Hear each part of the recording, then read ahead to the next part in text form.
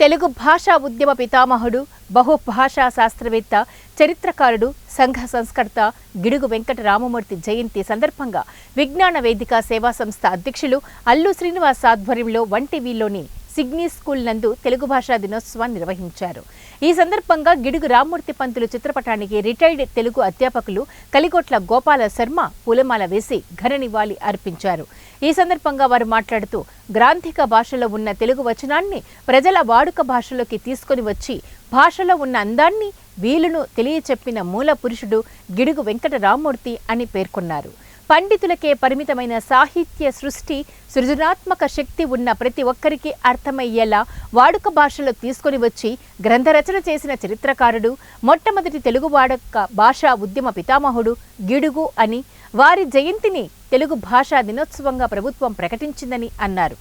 నిర్వాహకులు అల్లు శ్రీనివాస్ మాట్లాడుతూ ప్రతి ఒక్కరూ మన మాతృభాష అయిన తెలుగు భాషను నిర్లక్ష్యం చేయవద్దని, తెలుగు భాషలోని మాధుర్యం మరే భాషకు ఉండదని, ఉద్యోగరీత్యా ఇంగ్లీష్ ఇతర భాషలను మాట్లాడినప్పటికీ తెలుగు భాషకు ప్రత్యేక స్థానం కల్పించుకోవాలని పిలుపునిచ్చారు.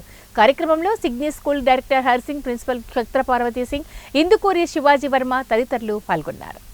తెలుగు భాష కోసం పిల్లలకి తెలుగుని ప్రతిరోజు కూడా చక్కగా మనం ఇంగ్లీష్ అనేది చదువుకున్నప్పటికీ కూడా దాన్ని తెలుగు భాషను మర్చిపోకూడదని చెప్పేసి మహోద్యమంగా చేస్తున్నటువంటి మా కలిగొట్ల గోపాల శర్మ గారు ఈరోజు మరి కార్యక్రమంలో పాల్గొని వారికి ఘనమైనటువంటి నివాళులు అర్పించడం జరుగుతుంది. ప్రతి ఒక్కరూ కూడా మన తెలుగు భాషను మర్చిపోకుండా ప్రతిరోజు కూడా మన సబ్జెక్టులో ప్రాధాన్యత ఇచ్చి ప్రతి తల్లిదండ్రులు కూడా ఈ తెలుగు భాష గురించి ప్రత్యేకమైనటువంటి శ్రద్ధ తీసుకోవాలి. ఇది మర్చిపోకుండా ప్రతి విషయాన్ని కూడా తెలుగులో మాట్లాడడానికి ఇంటిల్లిపాటి కూడా దీని మీద కృషి చేయాలని చెప్పేసి ఈ సందర్భంగా గిడుగు రామూర్తి పంతులు గారికి ఘనమైనటువంటి నివాళులు అర్పిస్తున్నాం. మన తెలుగు భాష దినోత్సవం సందర్భంగా ఇలా మా స్కూల్కి వచ్చి మా పిల్లల్ని ఎంకరేజ్ చేసిన మన రిటైర్డ్ హెచ్ఎం గారైన సార్ గారికి నిజంగా మా హృదయపూర్వక ధన్యవాదాలు తెలియజేసుకుంటున్నాను. ఈ ప్రైవేట్ కార్పొరేట్ స్కూల్స్ హయాంలో పడి గ్లోబలైజేషన్ అన్న ఉద్దేశంతో టోటల్గా మన తెలుగు భాషనే మర్చిపోయి అందరికీ కూడా ఇంగ్లీష్ అంటూ ఇంగ్లీష్ భాషను నేర్పుతున్నాం.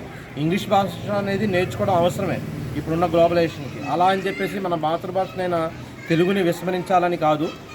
సో ఇంగ్లీష్తో పాటు అంతే ప్రిఫరెన్స్ మన తెలుగు భాషకు కూడా ఇచ్చి ఆ తెలుగు భాష యొక్క ప్రాధాన్యతని, ఆ సాహిత్యంలోని ఉన్న ఆ అందాన్ని, వాటన్నింటినీ ఇలా పిల్లలకి నేర్పుతున్న తెలుగు ఉపాధ్యాయులు ప్రతి ఒక్కరికి కూడా, దానికి కృషి చేస్తున్న సాహితీవేత్తలందరికీ కూడా ధన్యవాదాలు తెలియజేసుకుంటూ ప్రతి పిల్లలకి కూడా తెలుగు యొక్క ప్రాముఖ్యత తెలియచేయాలని ఈ సందర్భంగా కోరుకుంటున్నాను.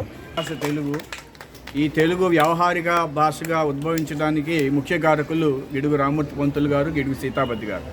ఈ సోదరులిద్దరూ ఉద్యమం నిర్వహించి వ్యవహారిక భాష ఉద్యమాన్ని మన వాళ్ళ పాఠ్య గ్రంథాల్లో ఉన్నటువంటి భాష సులభ గ్రాంథికం అంటారు. గ్రాంథిక భాష అంటే భారతం, భాగవతం, రామాయణం ఇలాంటివన్నీ కూడా గ్రాంథిక భాషలు. గ్రంథస్థమైన భాషని గ్రాంథిక భాష అంటారు. అటువంటి గ్రాంథిక భాషలో కఠినంగా ఉన్నటువంటి భాషని కొంచెం సులభతరం చేసి